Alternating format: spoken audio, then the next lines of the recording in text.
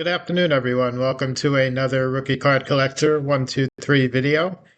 In today's episode, we're going to continue our look at Negro League and Winter League baseball cards.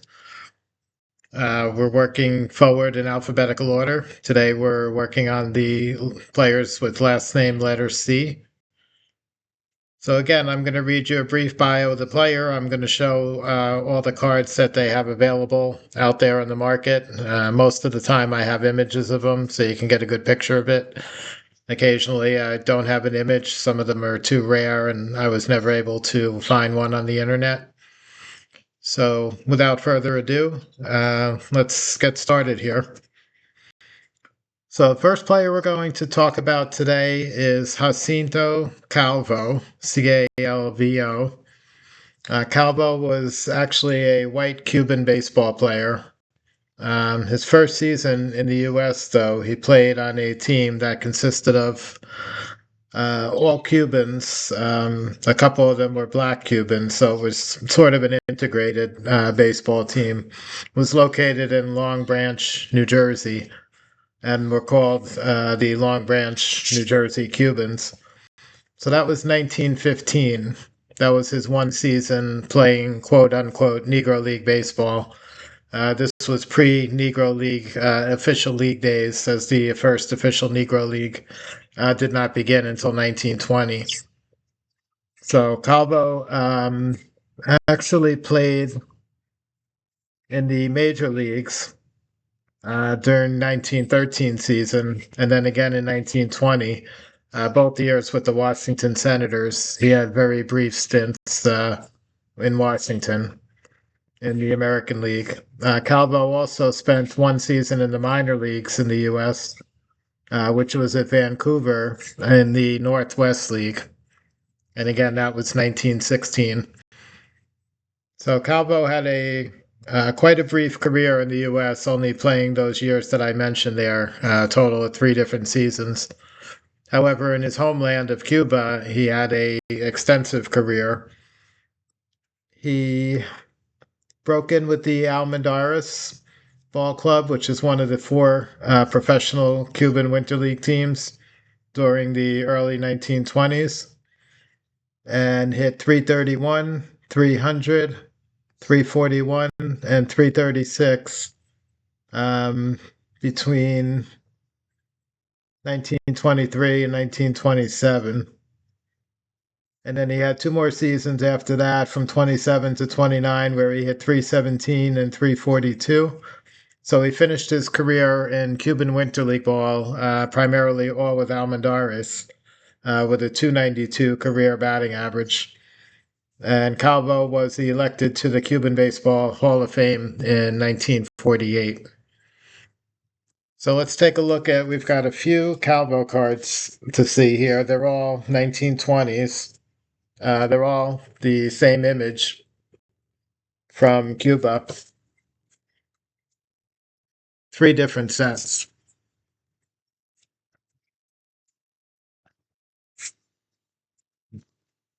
So first card is going to be here. This is a 1923 to 24 Nacionales card. This was a tobacco company in Cuba. These are extremely scarce. The populations on these are typically somewhere in the 5 range, a couple more, a couple less. These had dark brown to black borders with a nice real photo image of the player in the center there. So 23-24 Nacionales from Cuba, Jacinto Calvo.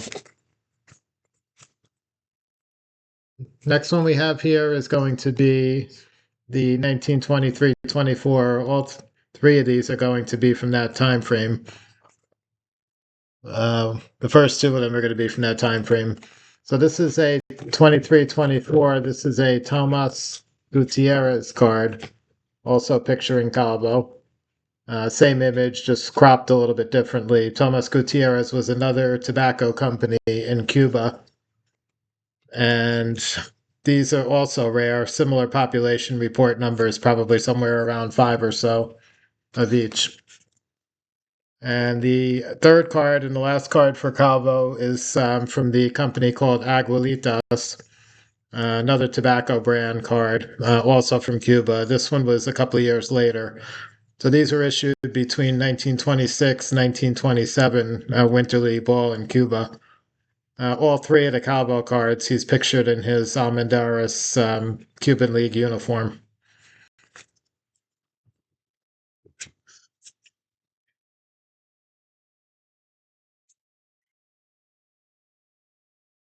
Okay. Next player we're going to take a look at here is Tatica Campos. Campos' Negro League career spanned from 1915 to 1930. He was a pitcher, outfielder, third baseman, first baseman, second baseman, and catcher. So basically, he played just about every position on the field, one point or another. So super versatile player. Began his Negro League career with the Cuban Stars West during 1917 and 18, followed by the Cuban Stars East from 20 to 23, and then back to the Cuban Stars West in 27, and finally the Cuban Stars in 1930, which was the combined East and West squad. So Campos, all-purpose player for the Cuban Stars, both leagues, pitching, playing infield and outfield. And not a lot of information. This, again, was pre-Negro League days, so there's not a lot of stats or information on him, so I don't have any kind of batting averages or stats. So let's take a look at the Tatica Campos cards that are out there. Again, these are going to be from similar issues to Jacinto Calvo. So first one we're going to look at is the same as before, 1923-24 Nacionales. These are the ones with the dark borders, the real photograph in the center. This is Campos in the Cuban League. And the second Campos card is going to be down here in the corner. This one is, again, the 23-24 Tomas Gutierrez, Tatica Campos. Again, Cuban Winter League.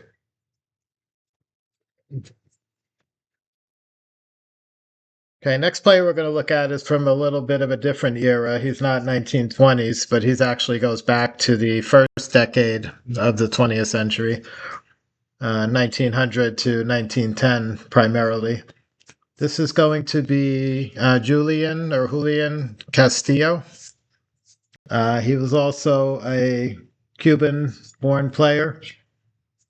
He played in the U.S. Negro League clubs from 1904 to 1912, so again, predating the official Negro National League. He was both a pitcher and a first baseman, more known for his slugging as the first baseman. Significant power hitter and high average hitter during the first decade of the 20th century. He played for the All-Cubans team in the U.S. from 1904 to 1905, and then again in 1911 to 1912, and played for the Cuban Stars team in the U.S. in 1912 as well.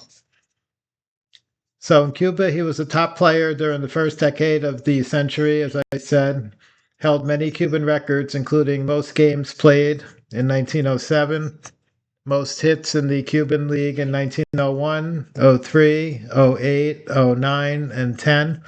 Highest batting average in 1901, 454, 1903, 330, 1908, and 1909, 315, and 1910, 408. Most home runs, 1903, 1912, 1913.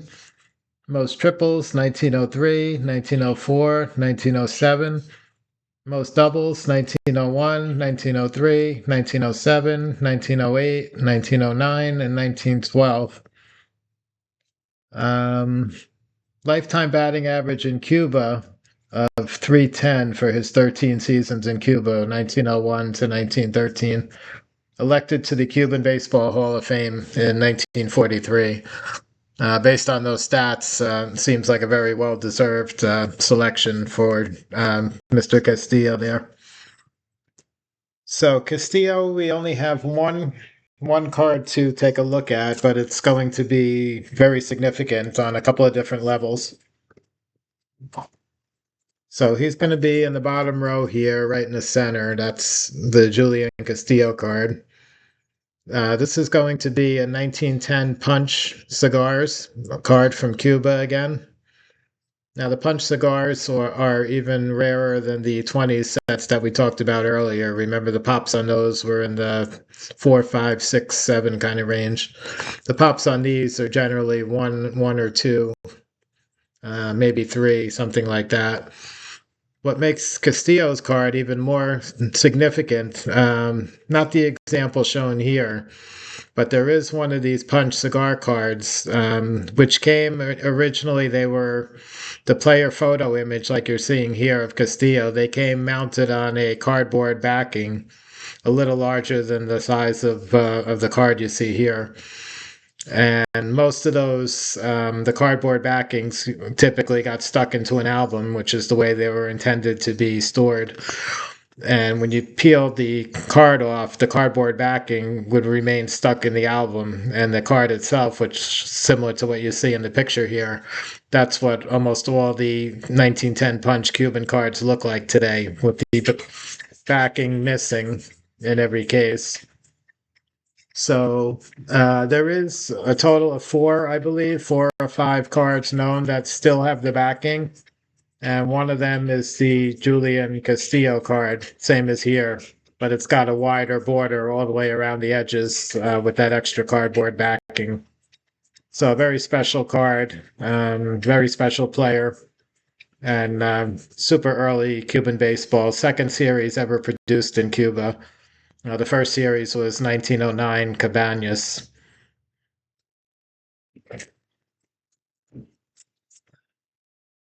Okay, next player we're going to look at today is significant for a couple of reasons. He was a great ball player, again from Cuba. Pedro Perucho Cepeda, nicknamed the Bull by fans in his native Puerto Rico. And Cepeda was not only, like I said, a great ball player himself. We're going to talk about a little bit of his stats and history. He's also the father of Orlando Cepeda, the U.S. Baseball Hall of Fame first baseman who starred for the San Francisco Giants from the late 50s all the way into the mid 70s. Orlando Cepeda was a significant home run force in the National League, and Perucho was also a power hitter during his time, mostly in winter ball. He had a very brief 1 year stint with the New York Cubans, which was not even a full season. It was only a partial, which was 1941 in the New York Cubans, which was a official Negro League team at that time. So Cepeda, in his Puerto Rican League years, which was the primary bulk of his career, star infielder, led the Puerto Rican League in batting with back-to-back titles in the winters of 38-39 and 39-40, with batting averages of 365 and 386. In 1941, the next year in Puerto Rico, he hit 423 and led the league in RBIs, and followed with a 464 mark in 1942. So some pretty staggering batting numbers for Perucho Cepeda in the Puerto Rican League. And we've got several cards to look at for him. As you can imagine, his cards are pretty hot these days as the interest in Negro League Baseball has spiked. Cepeda's cards have seen one of the biggest increases.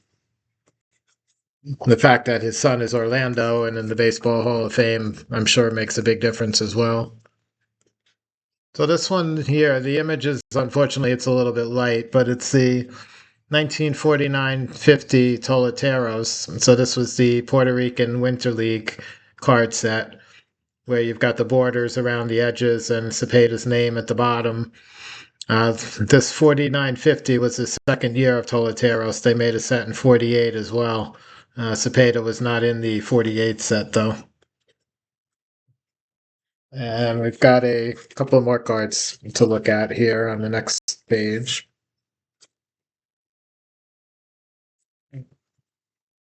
Okay, also 4950. There's a second Perucho Cepeda. It's a different image. It's in the same Toletero set from Puerto Rico, the black and white cards. They made several players had multiple variations, usually two variations in the set with two different images. So Cepeda is one of those. And the third card is even much scarcer than the Toleteros. It's a 51-52 Dania card for Cepeda.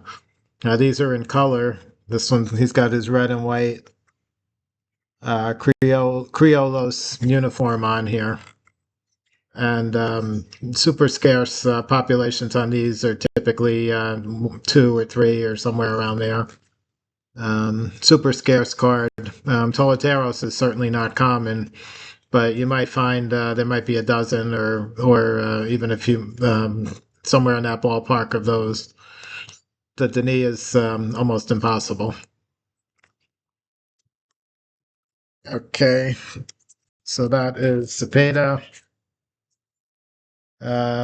Next player we're going to look at is one of the biggest stars hailing from Cuba, Pelayo Chacon. He was not only a player, but he was a manager for an extended period of time when his playing career days were over. Chacon, again, had a lot of versatility. He played shortstop, second base, outfield, as well as managing clubs, like I said, for a number of years after his playing days started to wind down. His career in Negro leagues in the U.S. Ran from 1909 to 1931, so more than 2 decades in the U.S. Negro League clubs. It began in 1910 with the Stars of Cuba. Played on the Cuban Stars West from 11 to 16, Cuban Stars East 17 to 28, and the Cuban Stars combined squad 1930 and 1931. Superb defensive player, very fast in the field and on the bases, acknowledged as one of the best shortstops in baseball defensively. Was a good hit and run man, not a power hitter, and served as captain manager of the Cuban Stars for several years, as I mentioned. In his native country, Cuba, he played with 8 different teams for a total of 23 years, 1908 through 1932. Had a lifetime average of 246, led the league with an average of 344 in 1920 to 21. That was probably about the peak time of his career. And topped the 300 mark on three other occasions, 336, 316, and 302. 1949, recognition of his baseball achievements, he was elected to the Cuban Hall of Fame. Other seasons, he played winter ball for the Licey Tigers in the Dominican Republic and in Venezuela in the early 1930s as well. So Pelayo Chacon, we've got a few cards to look at. Okay, the first one is going to be up here. This is again one of those 1923-24 Nacionales cards from Cuba with the dark borders. We've looked at a couple of those from that set already today. And here we've got the 23-24 Tomas Gutierrez, also Cuban tobacco set. We've looked at a couple of those already today as well. So this is Chacon there. Looks to be the exact same image again.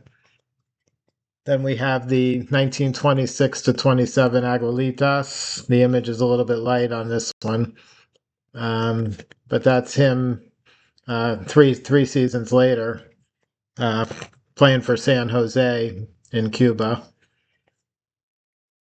And finally, the last Chacon actually runs all the way out to 1953-54, so that's a lot of time in between. At this point, he was strictly a manager. This was a Venezuelan league card from a super rare Venezuelan league album. I believe there's only one example of each of these cards known, possibly two at the most. So there's Chacon. This one's a real photograph image.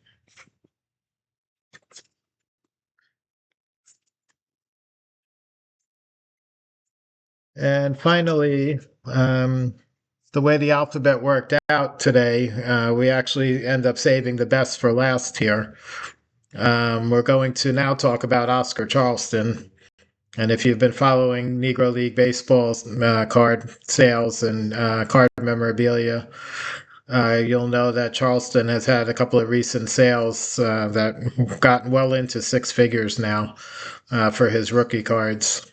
And Charleston was probably strictly looking at his body of work in the U.S. Negro Leagues, he was probably the best all-around player ever in the Negro Leagues. Martin Dihigo also was a fantastic all-around player. A lot of his best years were overseas in winter ball.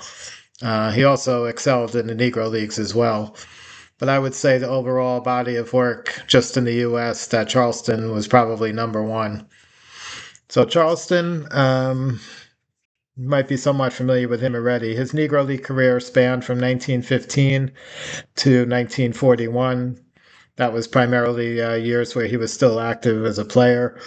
He managed as well in the Negro Leagues for the Philadelphia Stars for a number of years after those career numbers were over, all the way through the 1950 time frame.